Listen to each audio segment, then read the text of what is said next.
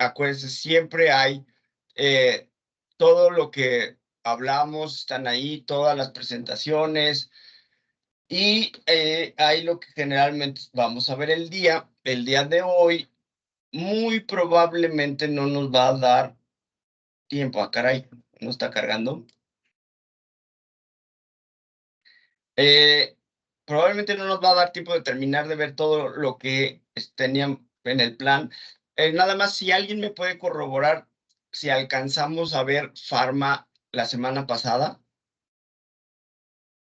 No, perdón, o sea, antes del examen alcanzamos a ver Pharma. No, doctor, no alcanzamos a ver Pharma. Perfecto. Muchas gracias, Mónica. Entonces, vamos a empezar justamente hoy con el tema de farmacología. Y no sé qué está pasando con Teams. Teams también a veces, o sea, es encantador Teams, pero a veces también es complicado y se enloquece un poquito. Voy a cerrar algunas de mis ventanas.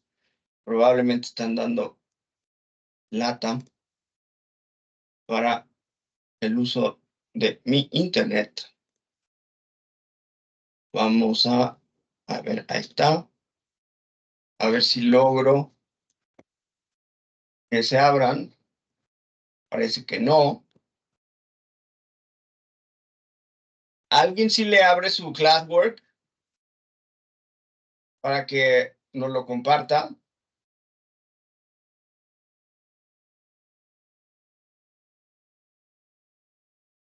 Voy a dejar de compartir. Si alguien puede compartirnos su clase. Solamente necesitaría saber, ¿es la clase 6 o es la 7? No. La 7, la 7. Vale, voy a ver.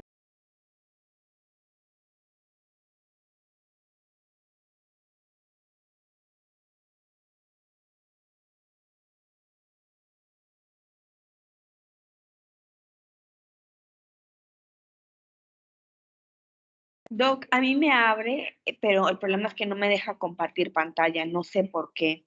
Es que ¿Quién sabe? mi Mac ya está viejita, entonces no me deja compartir pantalla. Déjame ver entonces si puedo abrir la de otro equipo, la de otro grupo, a ver si, ¿qué puede ser eso? Como que su equipo, su Teams ha ido fallando desde que les quitó la foto. Eso me cayó muy gordo. Pero bueno, no está abriendo. Bueno, voy a abrir yo entonces mi presentación que tengo en otro lado. Y la idea de la clase de farmacología es ver de manera muy amplia qué es lo que pasa con la prescripción, con la farmacocinética, con la farmacodinamia, de tal suerte que seamos capaces de reconocer los principales problemas en la prescripción de medicamentos con los adultos mayores y entender cuáles serían los pasos que podemos seguir para optimizar esa prescripción y identificar qué medicamentos y cómo podemos irlos retirando. Entre ellos, los más peligrosos, las interacciones más complejas. Y por último, analizar a qué nos enfrentamos con una serie de conceptos como su prescripción, mal apego o desapego, interacciones, eventos adversos, de prescripción, reorientación. Estas dos últimas serían como de los conceptos más nuevos que les quiero dejar, porque de hecho incluso cuando yo empecé a hacer geriatría, no existía esta terminología, o sea, nadie sabía qué era de prescribir, nadie tenía idea qué era esto de reorientar. Creo que María Paz, tú hiciste ya el ejercicio de la reorientación de medicamentos, ¿verdad?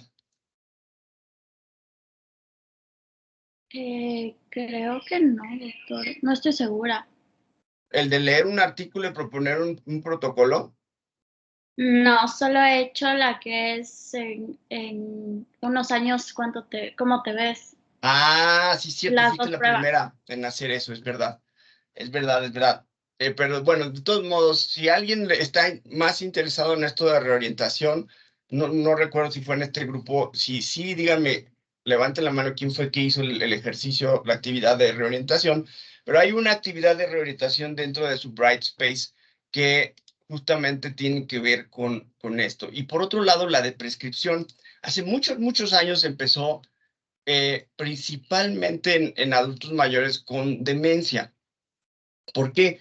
Porque se empezó a ver que se estaban utilizando demasiados medicamentos que podrían ser más peligrosos que efectivos. En particular, ¿qué tipo de medicamentos? Los neurolépticos.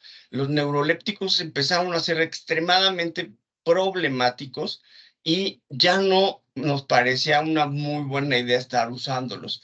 Entonces, este boom, este movimiento de prescripción empieza con una serie de estudios en donde en lugar de hacer un ensayo clínico controlado y aleatorizado para dar un nuevo medicamento, lo que empezaron a hacer fue al revés. Es decir, aleatorizaban a las personas, a un grupo le quitaban los neurolépticos y a otro no, y justamente buscaban el efecto contrario, es decir, si al que le quitaron les fue mejor, y empezaron a ver que de verdad les estaba empezando a ir mucho mejor a los adultos que les habían quitado olanzapina, quetiapina, loperidol, etcétera, etcétera, como parte del manejo de la demencia. Ahí es donde empieza todo este tema de la de prescripción. Y bueno, justamente vamos a intentar ver el día de hoy esta temática de farmacología en el adulto mayor.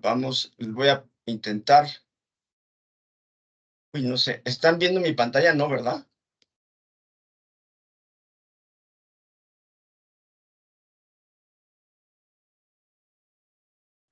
No se está viendo, doctor. Ok, muchas gracias, Marco. ¿Saben qué? Hagamos una cosa, yo sé que es muy pronto, pero creo que como ya llevo un rato en línea, puede ser que mi Teams tenga que apagarlo y volverlo a prender. Entonces, hagamos la pausa ahorita y nos vemos a las 12:25, por favor, para que me dé tiempo de reiniciar mi computadora y ver si es que ya se calentó. Entonces, nos vemos 12:25, porfa.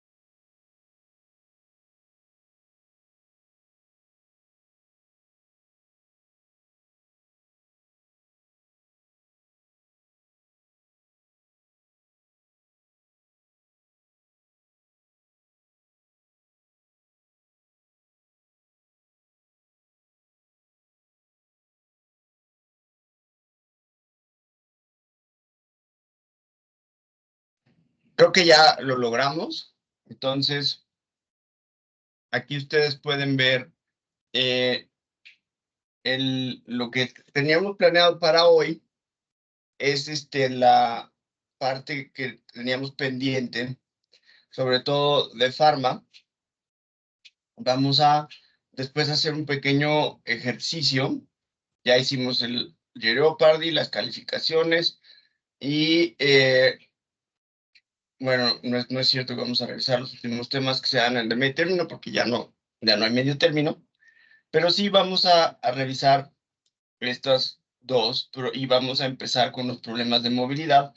Una pequeña presentación que hice en Canva. Probablemente para la próxima semana van a quedar estas dos presentaciones. Vamos a hacer un ejercicio que nos permita entender el alcance que les decía de esta cuestión de la farmacología en el adulto mayor y entonces ya creo que tenemos la posibilidad de comenzar afortunadamente la presentación de farmacología. Entonces, hay una cosa que siempre ya me gusta aclarar antes de empezar el tema, que es que antes esto se veía o se entendía dentro del concepto de polifarmacia. Ya ese término está de cada vez siendo más obsoleto. Ya no se está usando el término de polifarmacia porque no refleja de manera apropiada toda la problemática que hay con respecto a la farma en los adultos mayores. Es decir, van a ver ustedes que son múltiples los ámbitos en los que podemos incidir en términos de revisar y optimizar los tratamientos farmacológicos de los adultos mayores. Es por eso que ya no está tan actualizado ese tema, esa forma de hablar de polifarmacia. De todos modos, vamos a mencionar el término, vamos a ver de qué se trata, pero va mucho más allá toda esta cuestión. Vamos entonces a trabajar con una viñeta para que, exponiendo este caso, ustedes se puedan ir dando cuenta cómo puede ser el alcance de esta problemática de la farmacología. Entonces, esta es una mujer de 79 años con diagnóstico de demencia sin clasificar, sin ni estadificar. Entonces, los cuidadores, son varios hijos, te consultan a ti como su médico, el médico que está ahí en el servicio, consultan y preguntan, pues, ¿por qué está pasando, no? ¿Por qué? ¿Qué crees tú? Te mandan llamar a su casa y ustedes, para empezar, revisan una lista de sus medicamentos para ver qué puede haber ahí de problemática. Entonces, Max, ¿qué te llama la atención, Max, de este caso? Así rápidamente, ¿o qué preguntas te surgen al ver este caso?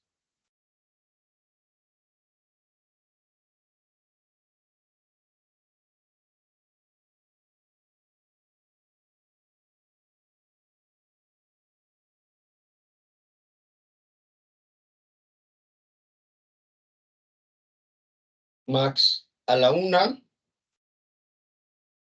Max a las 2 y Max a las 3. Mario, ¿me podrías decir qué preguntas te surgen? ¿Qué piensas de este caso? Así, a simple vista, ¿qué opinión tienes de este caso, Mario?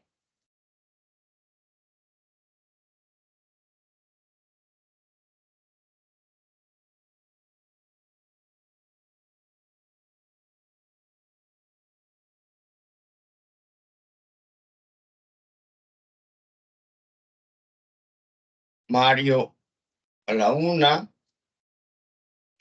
Mario a las 2 y Mario a las 3. Muy bien, entonces, Vanessa, Mónica no. Mónica, yo sé que sabes, pero intentamos que participen más. y si no, al último, si tienes alguna pregunta o comentario, lo haces, por favor. Entonces, Vanessa.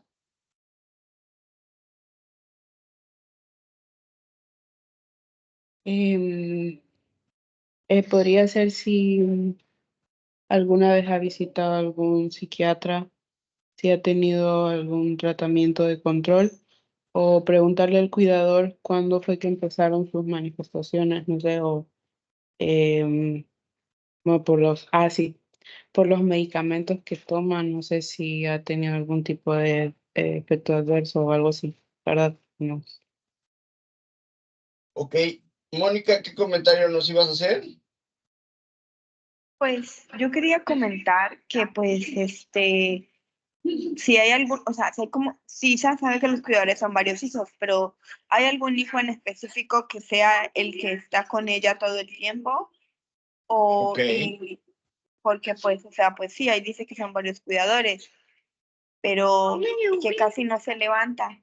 Entonces, pues para saber si de pronto hay algún hijo para que la pueda apoyar con entregarle los medicamentos, porque pues, o sea, tiene medicamentos que son controlados y pues como tiene demencia, pues puede que de pronto ella se tome el medicamento varias veces y pues esto puede ser dañino para su cuerpo, una sobredosificación de alguno de estos medicamentos.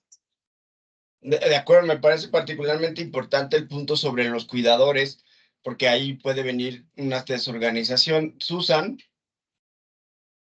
Pues a mí algo que me llama la atención es que, o sea, en sí su diagnóstico de demencia no está como muy específico, por ende, el tratamiento que está teniendo no es el adecuado. Y pues de lo de que lleva casi 6 meses que no se levanta de la cama, pues prácticamente ha estado inmóvil, no ha tenido movilidad y pues me imagino que por eso es que tiene dolor en me imagino que en sus articulaciones por la falta de movilidad, ¿no? Bueno, es una de las posibilidades, claro, por la propia falta de movilidad, sin duda puede estar provocando dolor y pues, quizás también por eso que todo el tiempo está quejándose, ¿no? Eso es una posibilidad y por supuesto que abres también la idea de que más bien tenemos que explorar qué está pasando de ese lado y tenemos que hacer una mejor interrogatorio para poder saber qué está pasando por ahí, ¿no? Muy bien, gracias, Susan.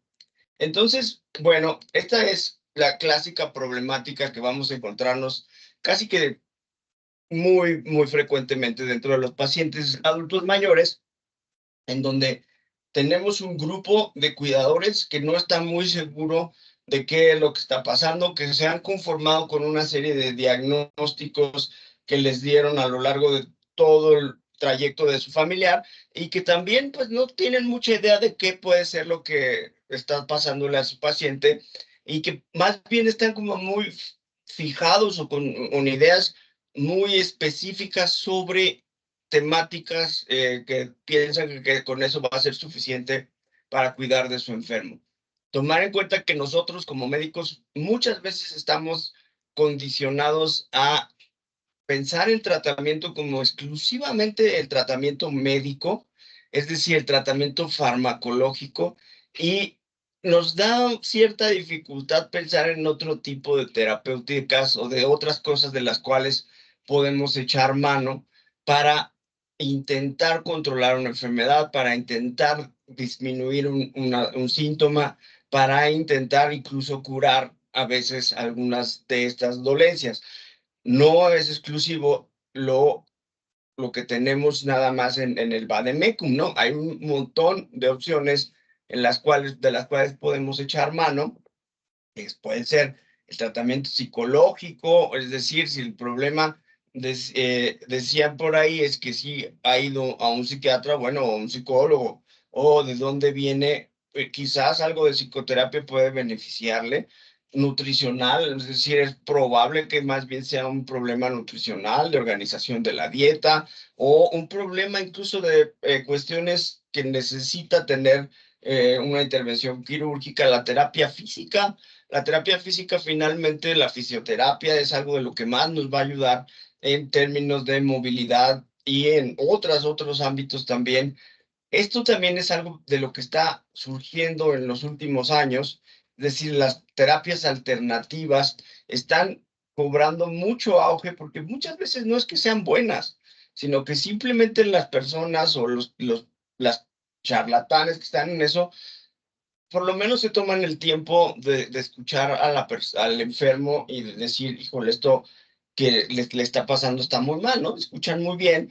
Y no todas las terapias alternativas tampoco son de charlatanes, es decir, hay ciertas terapias alternativas que tienen cierto grado de fundamento, incluso de evidencia científica al respecto. Es decir, hay mucho de lo que podemos echar mano. Recuerden que nosotros como médicos empezamos teniendo una serie de fórmulas y nosotros hacíamos las fórmulas y nosotros les dábamos todo. Es decir, éramos mucho más completo de lo que somos hoy, nada más a veces recetando lo que llega el representante médico y nos dice esto es lo que tienes que dar, ¿no? Esto es lo bueno y esto es lo que te va a llevar a el siguiente congreso en la Conchinchina. Entonces, es problemático de por sí, no nada más en los viejos, es problemático, es un problema actual que tenemos en la medicina y tenemos que aprender a manejarlo de una mejor manera, especialmente en los viejos, por las razones que les voy a dar a continuación.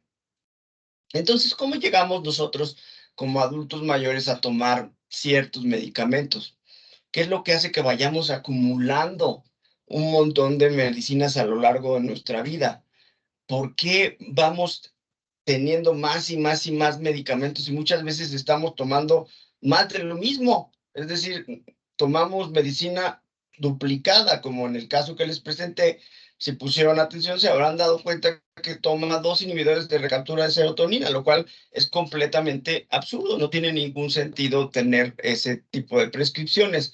Bueno, en principio, si nosotros tenemos una enfermedad crónica, como ya hemos dicho que sucede en los adultos mayores, que tienen una mucho mayor incidencia de enfermedades crónicas y prevalencia, entonces pues va a haber una serie de guías que dicen esto es lo apropiado para controlar tu diabetes, para controlar tu presión, y debes tomar tal o cual medicamento en tal o cual dosis para poder mantener metas, ¿no? Metas específicas que pueden ser del ámbito bioquímico. Entonces yo puedo saber si está funcionando ese medicamento, si pido niveles de tal molécula o si tomo la presión arterial y tu presión arterial está dentro de estos parámetros, o si permanece sin convulsionar, ¿no? Por ejemplo, en un medicamento utilizado para las convulsiones. Entonces, sí hay una serie de guías que van a ser utilizadas para las enfermedades crónicas y por lo tanto voy a tener que seguir tomando ese medicamento mientras esté controlado.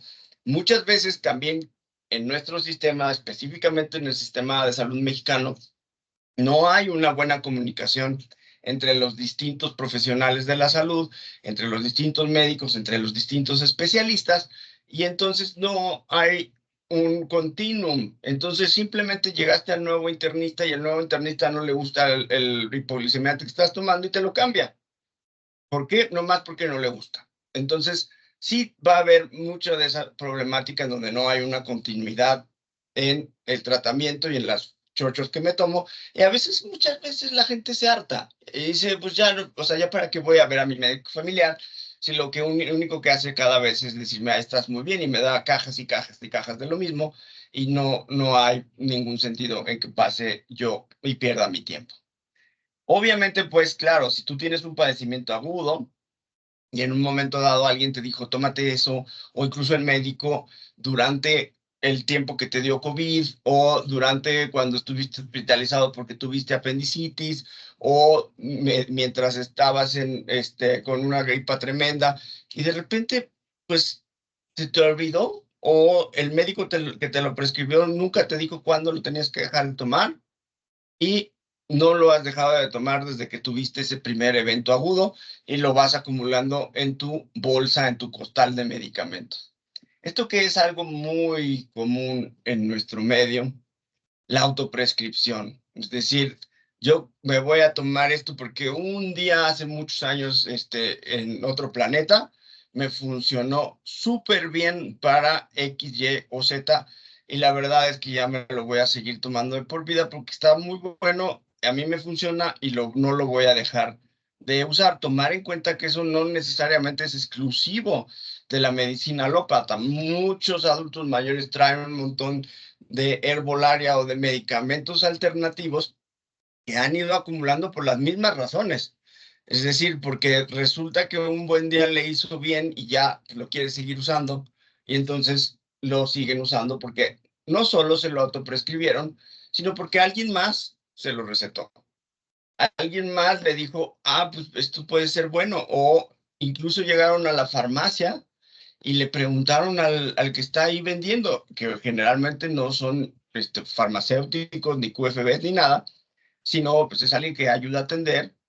Entonces le preguntan, oiga, ¿qué me tomo para la gripa o qué me tomo para que ya no me dé gripa? Y entonces recetan cosas que muchas veces no tienen ningún sentido. Esto es algo que es muy común en los adultos mayores. Le damos un medicamento, presenta un efecto adverso de ese medicamento, regresa con nosotros porque dice, fíjate que desde que me empecé a tomar esto que me recetó, empecé con este síntoma. Y lo que hacemos es darle un nuevo medicamento para quitar el síntoma que le provocó este problema inicial. Y eso puede pasar y pasar y pasar y pasar y pasar, y entonces esto se conoce como cascada de la prescripción. Es decir, intentas tapar un montón de efectos adversos que tuvo un medicamento inicial. Y entonces se van acumulando y vas teniéndolo. No, porque si me dejo de tomar eso me da de la panza. No, porque si me dejo de tomar eso me da náusea. Es decir, todo tiene que ver con el medicamento previo. Muchas veces resulta que no tienen ni idea por qué están tomando esa medicina. No, pues no sé si alguien me la recetó un día o no sé si más bien era de mi marido y yo vi la caja y me la empecé a tomar. Es decir, puede ser que haya medicinas que tengan ustedes que ver y digan los adultos mayores o sus cuidadores, no tengo idea por qué la estoy tomando. Entonces, todo esto va a darnos un número total de medicinas que vamos a ir acarreando y vamos a ir acumulando a lo largo del tiempo. Estas pueden ser que las tomemos religiosamente todos los días o las vamos tomando a veces las dejamos de tomar. No necesariamente lo hacemos de manera continua, pero siempre como que la tenemos presente para usarla en el momento que queramos. Entonces, esto es lo que va a hacer que los adultos mayores en principio vayan acumulando. Y por otro lado, hay otro fenómeno en donde los adultos mayores puede ser que lleguen a un punto, si bien conforme va pasando el tiempo, es decir, no solamente con las enfermedades, sino también con el paso de la edad, vayan obviamente teniendo más enfermedades crónicas, más autoprescripciones, es decir, todo lo que vimos en la diapo previa, y entonces por eso van acumulando, ¿no? Entonces va subiendo el número de medicamentos, pero llega un punto en donde tanto las enfermedades crónicas como la propia edad va a llevar a que el profesional de la salud diga, no, pues la verdad es que mejor ya no se la doy, pues ya tiene muchas medicinas, ¿no? O ya tiene muchas enfermedades, ¿para qué le doy esta nueva medicina? O la verdad es que si ya está bien viejito, y mejor ya, ¿para qué le doy el medicamento de la osteoporosis? Es decir, pasa un fenómeno que conocemos como subprescripción. ¿Qué quiere decir la subprescripción?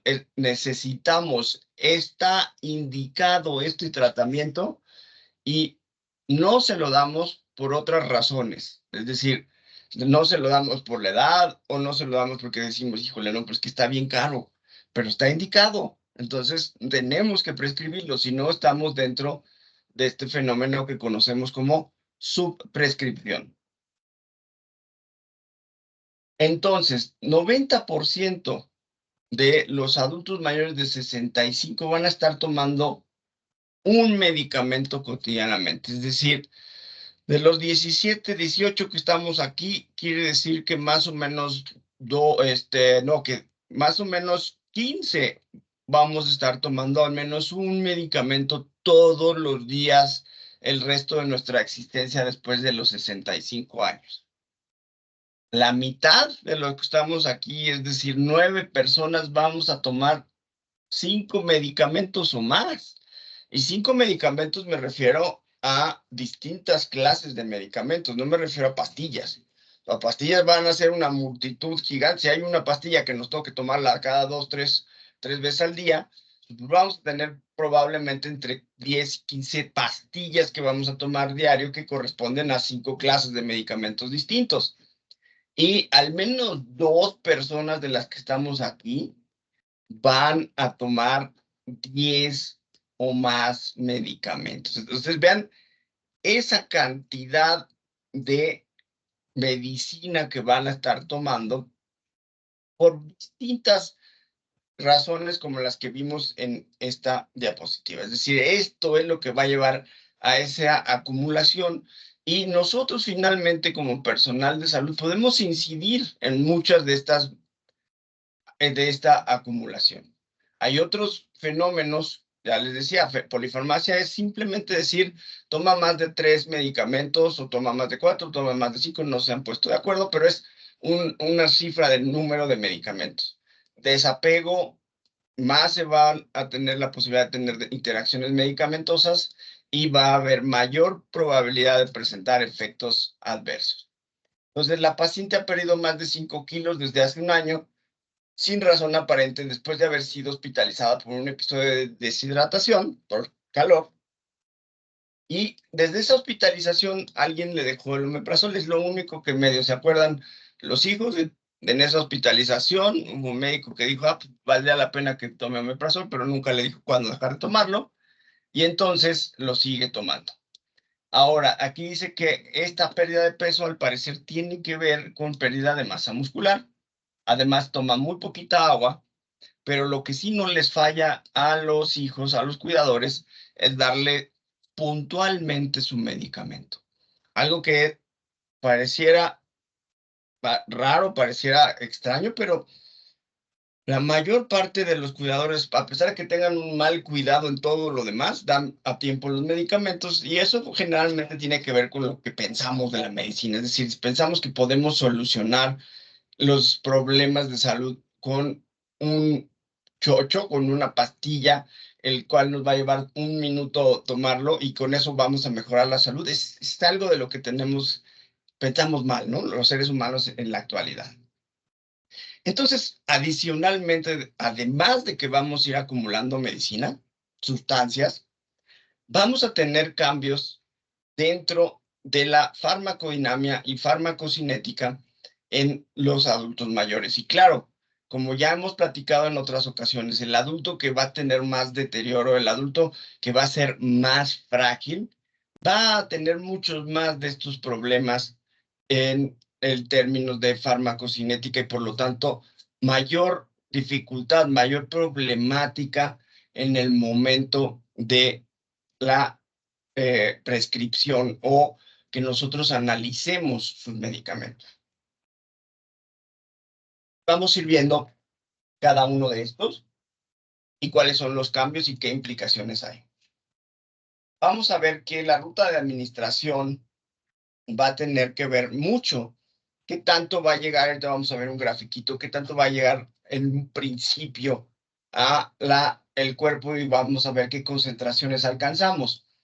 Las propiedades químicas del fármaco, esto va a tener una interacción importante con la composición corporal, es decir, porque en términos gruesos hay fármacos hidrosolubles y fármacos liposolubles, eso va a llevar a acumulación o mayor distribución en los adultos mayores, ahorita vamos a ver por qué. El tema de absorción, también ahorita vamos a ver, y el efecto del primer paso, que básicamente va a estar determinado por el metabolismo hepático. Aquí está. Entonces, tenemos esta línea punteada que nos muestra una vía de administración intravenosa. Aquí tenemos la concentración del fármaco y esto es el tiempo, ¿no? El tiempo desde que administramos el fármaco. Como ven, no existe una diferencia entre adultos mayores y jóvenes en la vía intravenosa. Simplemente la línea puntuada es igual para todos. No va a variar si yo administro por vía intravenosa un medicamento. No va a haber cambios, va a seguir siendo la misma concentración. Sin embargo, si yo doy cualquier otra vía, esto quiere decir extravenoso, cualquier otra vía que yo ocupe para administrar un fármaco, sí va a tener cambios en la absorción, y esto lo vamos a ver en 2 puntos. El primero, el momento que alcanza el pico de concentración en ese fármaco, el joven va a llegar mucho más rápido a este pico de concentración en comparación con el viejo. El viejo va a tardar un poco más, y adicionalmente los picos de concentración no van a ser iguales. Es decir, el joven va a llegar a un pico un poco más alto y el viejo va a tener un pico un poquito más bajo. Sin embargo, con el paso del tiempo, la concentración del fármaco, tanto en el joven como en el viejo, se va a igualar. Es decir, esta concentración que requerimos que se mantenga, que esté sostenida para poder tener el efecto, como el clásico ejemplo de los antibióticos, al paso del tiempo va a ser igual en jóvenes y en viejos, y eso finalmente va a tener que ver con varios factores. El primero, la absorción. Ya decíamos, si es intravenoso, este primer pico no va a tener ningún problema, ni el resto. Sin embargo, la vía oral, que finalmente la vía oral es la más común que usan los adultos mayores en términos de medicamentos todos los días, vamos a tener disminución en la salivación, problemas de la motilidad esofágica, disminución de la acidez gástrica, disminución del flujo esplácnico. Entonces, como pueden ver, es una combinación de enfermedades crónicas con propios cambios del envejecimiento que van a llevar a una disminución de la absorción por vía gástrica. Sin embargo, hay una relativa compensación con un retardo en el vaciamiento gástrico. Es decir, a pesar de que empieza lento, el hecho de que permanezca más tiempo dentro del estómago nos va a permitir justamente esto, que, ok, va a pasar un poco más de tiempo, pero vamos a lograr esta misma concentración. Cuando vamos por otras vías, por la vía que ustedes quieran, va a depender de el flujo sanguíneo. Es decir, no necesariamente todos los adultos mayores tienen cambios en el flujo sanguíneo en todas las zonas. Sin embargo, sí puede haber una relativa reducción de este flujo sanguíneo, pero que también eventualmente se va a alcanzar la concentración necesaria. Sin embargo, hay que tomar en cuenta si lo que necesitamos es un efecto inmediato, probablemente tengamos que incrementar la dosis de ese medicamento solamente en esos casos. Pero esto, como les decía, es apenas el principio, es decir, la absorción es uno de los componentes. Aquí está justo uno de los problemas que les decía, es decir, el tipo de medicamento va a estar también interactuando con la composición corporal del adulto mayor. Acuérdense ustedes que los adultos mayores tienen un incremento de masa grasa, de adipocitos, prácticamente en todos los tejidos del cuerpo, salvo en la piel. Vamos a verlo en la clase de úlceras por presión, porque en la piel incluso el tejido adiposo disminuye. Sin embargo, en el resto del cuerpo, la grasa corporal se va a incrementar. Mientras que el volumen plasmático, el agua corporal, la albúmina y el músculo se pueden encontrar algo disminuidos, lo que va a llevarnos a una menor distribución de aquellos medicamentos hidrosolubles y mayor distribución de aquellos liposolubles. Por lo tanto, en general, esa ecuación nos va a dar mucho mayor tiempo de permanencia, es decir, mayor biodisponibilidad del medicamento, sobre todo de los liposolubles en adultos mayores que hayan tenido o tengan mucha más masa o tejido adiposo. Después tenemos el metabolismo y la excreción. Clásicamente vamos a hablar de dos grandes órganos que nos van a decir, dependiendo si tiene metabolismo o excreción renal o hepática, ese medicamento pueda también permanecer más tiempo circulando en esa persona.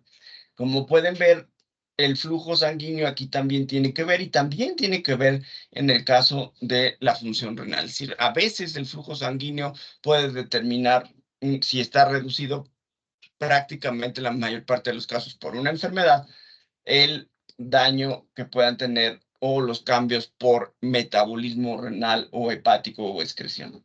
Sin embargo, per se, por nuestros cambios, por nuestros pilares del envejecimiento, estas reacciones van a estar disminuidas solo por el envejecimiento, principalmente en el caso microsomal por expensas de mitocondrias, la función del P450 por proteostasis y las reacciones de fase 1 que van a estar generalmente relacionadas a senescencia, a disminución de células madre, entre otras, disminución también de la intercomunicación de las células. Entonces, sí, estas últimas van a estar en relación con el envejecimiento como tal.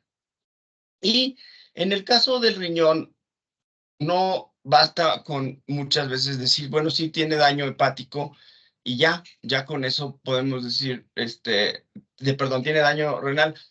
El riñón nos permite estimar qué tanto está funcionando y muchas veces nos permite adecuar o disminuir la dosis que pensábamos dar para ajustarla a la función renal de esa persona. Ahora, en el adulto mayor hay una particularidad en el hecho de pedir creatinina para estimar la función renal. ¿Alguno de ustedes se acuerda cuál es? ¿Cuál es la problemática que puede tener un adulto mayor con el uso de la creatinina para estimar su función renal?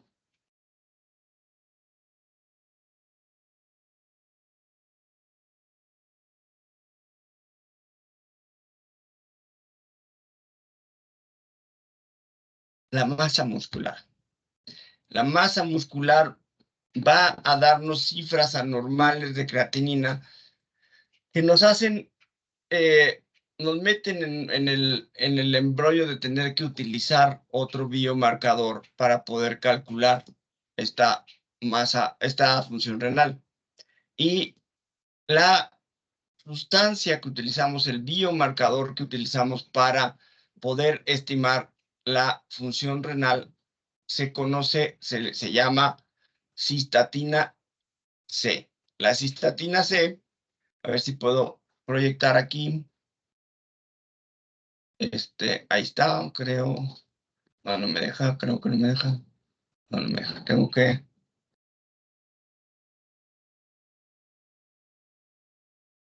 A ver.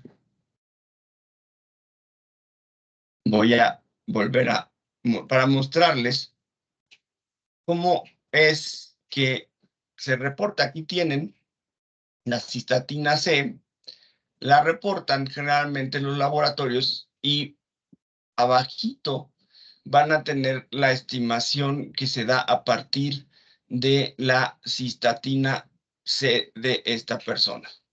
Entonces, es una de nuestras herramientas más útiles que tenemos disponibles hoy, ese biomarcador para estimar. Susan. Aquí, Doc.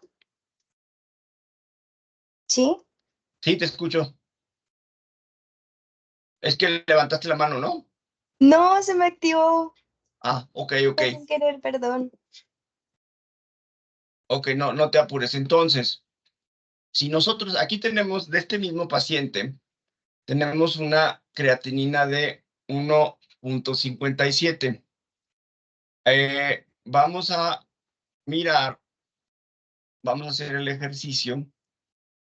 ¿Qué pasaría si nosotros calculáramos con creatinina la depuración renal de esta persona? Aquí vamos a utilizar nuestra famosa fórmula de Cockcroft y Gold para estimar con la creatinina de esta persona. Déjenme les proyecto. Ahí está. Entonces, este paciente tiene 84 años, es hombre, y tiene, ¿qué más pide? La creatinina sérica es de 1.57 y tengo por aquí su peso, lo pesé la última vez que lo vi y les vamos a calcularle el peso.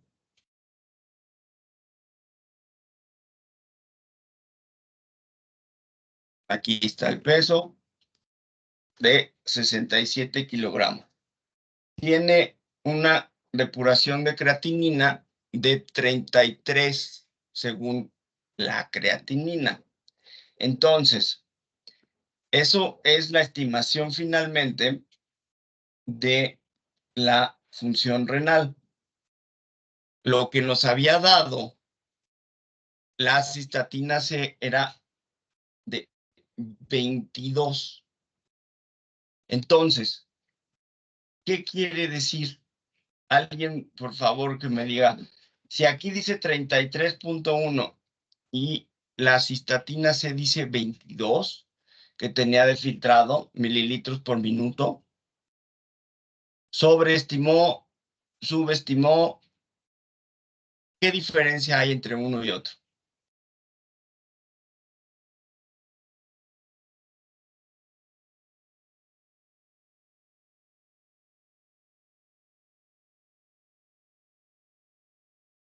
Hoy estamos, pero bien participativos. Bueno, vamos a seguir entonces, dado que estamos, pero cero participativos. Y vamos adelante con esto. Entonces, en el seguimiento de este mismo caso, alguien de repente le recetó, aparentemente por dolor, ¿no? Le recetó el diclofenaco, pero cuando ustedes medio interrogan a la paciente solamente encuentran dolor en epigastrio. No hay evidencia de dolor en ningún otro lado. Lo que les decía, probablemente todavía alcancen a escuchar este término, pero en realidad ya no es, ya es un término obsoleto. Nada más identifíquenlo, sepan que es una cantidad arriba de 3 medicamentos o algunos otros dicen 5. Entonces, eso es polifarmacia, ya no tiene la relevancia que tenía antes. Los eventos adversos puede considerarse en general como la causa probable de un nuevo síntoma, sobre todo si recientemente esta persona está recibiendo un nuevo fármaco. O también hay que tomar en cuenta que no necesariamente es un nuevo fármaco, porque muchas veces eso se los van a rebatir los propios enfermos y les van a decir, no, pero yo llevo años tomando esta medicina y desde hace años que no me ha hecho daño. Ok, las circunstancias cuando se empezó a tomar este medicamento han cambiado muchísimo, particularmente ya no pesa lo mismo, ya su composición corporal ha cambiado, entre otras muchas cosas. El 25, un cuarto de los adultos mayores puede llegar a tener un evento adverso y muchos eventos adversos, también hasta un cuarto, se podrían haber prevenido. Suele ser un fenómeno común en las residencias geriátricas y hasta un 30% de las visitas a urgencias van a tener algo que ver con un efecto adverso, un efecto indeseable de medicamentos. Y esto es una cuestión que podríamos llamarle viejismo, es decir, hay una atribución a un síntoma que está claramente relacionado con un evento adverso de un medicamento y les dicen, no, no, para nada, esto más bien es provocado porque usted está viejo, ¿no? Porque está ya muy viejito, por eso le duele, por eso tiene este síntoma. Después tenemos las interacciones. Las interacciones nos van a ayudar a saber si algún medicamento de estos que está usando va a darnos mayores problemas y nos va a dar un síntoma o incluso nos va a poner en peligro la vida. Hay un montón de medicamentos, sobre todo aquellos que están metabolizados por el P450, que son de los primeros en la lista, ¿no? Que van a tener estas interacciones porque interactúan prácticamente con todos. Esto es algo que también debemos tomar en cuenta, el efecto anticolinérgico que tienen los medicamentos. Todos los medicamentos tienen un efecto anticolinérgico y las manifestaciones clínicas del efecto anticolinérgico son esas, que son básicamente muy comunes en los adultos mayores y que muchas veces la respuesta o la problemática va a estar ahí, ¿no? En el hecho de que están tomando medicamentos que están considerados con un efecto moderado a fuerte, un efecto anticolinérgico. Y existen listas como esta, que ahorita vamos a ver algunas otras, que nos permiten ver a simple vista y de manera relativamente rápida si el medicamento nuevo que acabo de recetar y que además es común, como la butiliosina, la oxybutinina, o algunos otros también comunes que podemos dar, la butiliosina, entonces la oxybutinina, la tolterodina, tiene un alto efecto anticolinérgico y por lo tanto por eso es que no está evacuando. Entonces, en este mismo casito, vemos que no ha evacuado, es decir, tendríamos entonces necesariamente que pensar si alguno de los medicamentos está dándonos esta problemática anticolinérgica, pero adicionalmente aquí tenemos un problema, y es que lo vamos también a ver en la clase de constipación. El adulto mayor no debe tomar ningún medicamento que sea para hacer bolo fecal, como el ciloimplántago, para la constipación si está inmóvil, es decir, si no se mueve, va a provocar generalmente impactación fecal y no va a mejorar la constipación. Entonces, ¿cómo decimos que hay uso inapropiado de fármacos? Bueno, tienen un mayor potencial de riesgo que de beneficio, o de plano no tiene indicación, o está duplicado, o tiene un potencial alto de interacción, o está de plano contraindicado, esto no viene al caso, ¿no? O la dosis está mal. O más bien se utilizó como cascada de la prescripción. Entonces, todo esto hace que un medicamento sea inapropiado y no sea bueno que lo esté tomando. Es decir, con todo esto que hemos ido hablando, sencillamente un adulto mayor pudo haber acumulado a lo largo de su vida algún medicamento inapropiado, ya sea porque no hubo comunicación entre los médicos, porque se lo autoprescribió, etcétera, etcétera. Entonces nos va a llevar a esta problemática.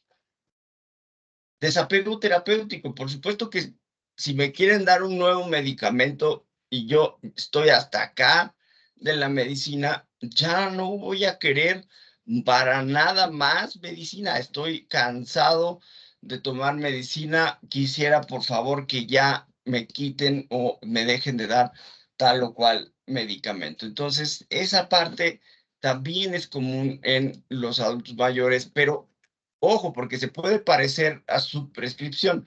Sin embargo, hablar de subprescripción tiene que ver con personal de salud. Es decir, alguien es el encargado y dijo, no le voy a dar este medicamento porque no creo, porque ya está viejo, porque está muy enfermo, porque no le va a alcanzar. Eso es su prescripción. Si yo por mí mismo, por mis pistolas, digo, yo me voy a dejar de tomar la medicina, estoy harto de tanta medicina, ok, entonces eso es desapego terapéutico. Se parecen, pero depende de dónde vengan, va a ser desapego o su prescripción. En lo que les decía, tenemos que revisar también toda la temática herbolaria naturista. Les van a decir, es que es natural, doctor. Es que es súper natural, no importa. El hecho de que sea natural no lo va a hacer bueno. También tiene efectos y también puede ser tóxico. Como pueden ver aquí, hay distintos órganos que pueden ser afectados por todos estos medicamentos naturistas. Entonces, hay que estar pendientes y preguntarlo a propósito, porque muchas veces cuando están en el interrogatorio de medicamentos, ellos no piensan que tengan que decirles acerca de la hierbita que toman para tal o cual cosa, porque dicen, la verdad es que debe ser que no no tengo que ya decirle que es un medicamento, porque no, porque es natural. Hay que preguntarlo. Otro de los medicamentos, este sí medicamento como tal, que suelen usar y no refieren, no nos dicen es que estoy tomando esta medicina, es las benzodiazepinas. Las benzodiazepinas comúnmente no las mencionan como medicamentos y dicen, bueno, pues no, toma algo más, no, nada más, es todo lo que tomo. Y entonces ustedes a propósito preguntan, oiga, pero ni siquiera toma nada para dormir. No, sí, eso sí, cierto, sí, esto sí lo tomo. Entonces, ojo, porque ahí puede haber esta problemática si no lo preguntamos a propósito, si no le decimos a propósito el hecho de que esté tomando esa medicina. Entonces, hay que estar haciendo un esfuercito por buscar aquellos medicamentos que no nos mencionen directamente. Luego, ¿cuál sería entonces el abordaje? Entonces, nombre del medicamento, obviamente, pues para que tengamos una idea para qué sirve, dosis, cómo lo toma, cuándo lo toma, en qué presentación, tiempo de uso, ¿hace cuánto está tomando ese medicamento? ¿Cuándo fue la última vez que usted tomó esa medicina, ¿no? ¿Qué le pareció cuando la tomó, etcétera, etcétera? ¿Y quién lo prescribió? ¿Qué tanto lo toma? No, ¿sabe qué? Yo siento que no me sirve. La verdad, siento que no está bien, no lo tomo y siento que no es útil. Si ha tenido efectos adversos, si es un medicamento con ciertas particularidades, como es el caso, por ejemplo, de la levotiroxina. Recuerden que la levotiroxina es un medicamento que deben tomar 30 minutos antes de cualquier otro alimento y cualquier otro medicamento, es decir, no lo pueden tomar junto con otro medicamento. Entonces, a esa particularidad me refiero.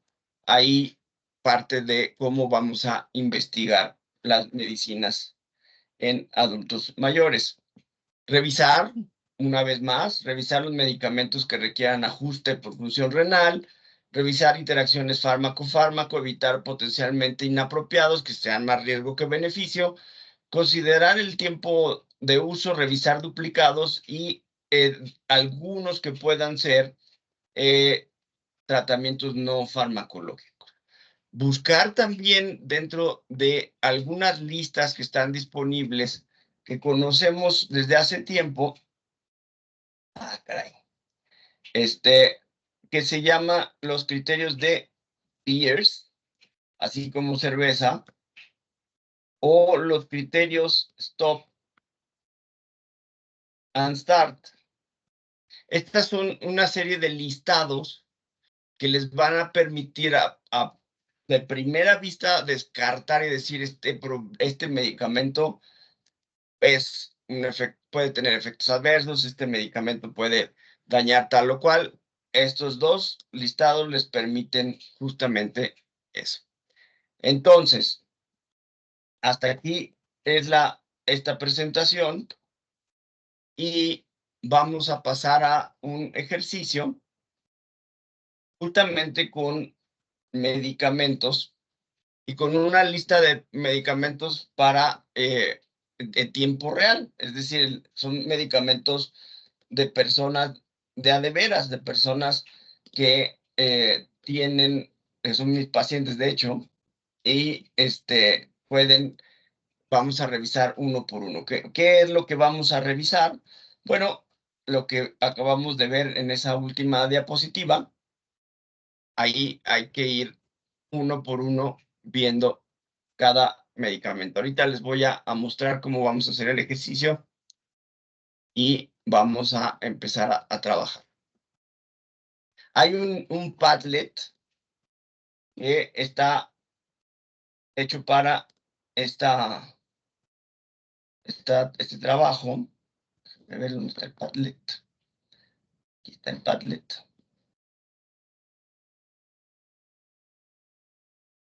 Y les voy a poner en el chat. ¿Qué es el chat? Ah, sí, les voy a poner en el chat el enlace al Padlet. Ahí está. Y entonces ustedes lo que van a ver en este Padlet, ahorita les voy a mostrar, es, aquí hay 5 listas de medicamentos. 1, 2, 3, 4, 5. El 5 ahorita se los anoto porque se ve medio mal. Y entonces, aquí en esta primera columna van a colocar, va a haber 5 equipos, cada equipo tiene su lista, el equipo 1 la lista 1, el equipo 2 la lista 2, el equipo 3 la 3, el equipo 4 la 4, el equipo 5 la 5. Y entonces, ¿qué función tiene cada uno de los medicamentos de su lista? De manera muy breve, antihipertensivo, antidiabético, etcétera, etcétera, en esta primera columna. Analizar en conjunto. ¿A qué me refiero con analizar en conjunto? En particular, fíjense en la última diapositiva de la presentación, en donde dice lo que se recomienda buscar en cada uno de los medicamentos. Ahorita se las vuelvo a poner para que se acuerden qué es lo que dice. Revisar si hay indicación, bueno, eso no vamos a poder hacerlo. Decirme si hay algún medicamento que tenga, se tenga que ajustar por función renal. Si hay alguna interacción, ustedes pueden meterse al internet y buscar Drug Interaction Calculator y van a encontrarse un montón. Evitar medicamentos potencialmente inapropiados. Ustedes ahí pueden meterse y buscar beers, criterios de beers, así como cerveza, y buscar si está en esa lista, o criterios stop, lo mismo. Hay una lista que dice estos medicamentos no son potencialmente inapropiados. Obvio, considerar el tipo de uso, pues no. Si hay algún duplicado y si alguno de los medicamentos o de la lista de plano no son medicinas, son herbolarios, naturistas, etcétera, etcétera. Eso, entonces, estas recomendaciones que las voy a poner de una vez para que no tengamos mayor inconveniente y las tengan ahí mismo. En su Padlet lo vamos a poner aquí, análisis. Y aquí voy a ponerlo, tutti. No, eso no.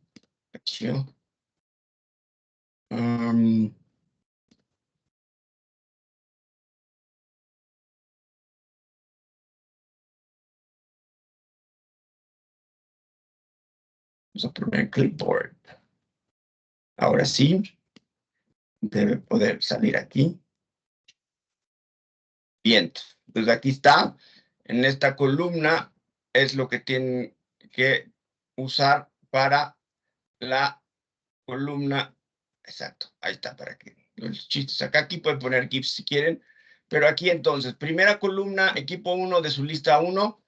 ¿Qué efecto de manera muy general tiene cada uno de los medicamentos? En la columna 2, sí tiene alguno de sus medicamentos que ajustarse por función renal, si tiene alguna interacción. Las interacciones, como les digo, las pueden buscar de manera muy rápida. Le ponen Drug Interaction Calculator. Y entonces aquí, por ejemplo, esta es bastante buena. Van metiendo cada uno de los medicamentos y le ponen, por ejemplo, warfarino, clásico. Entonces, sí, claro, ahí hay una razón de estar preocupados, ¿no? Después, si tienen interacciones potencialmente inapropiadas, entonces pueden buscar stop criteria y van a ver, váyanse directo a la imagen, porque ahí seguramente aquí está. La stop, no, no, a ver, están. Ahí está. Ahí hay algunos criterios de stop que dice exactamente este medicamento no lo deben usar, o se van de plano a Beers Criteria. También en Beers Criteria va a haber una serie de listas, directamente pueden ir a este PDF y aquí les va a ir diciendo si el medicamento, alguno de sus medicamentos está en esta lista de los que les tocó.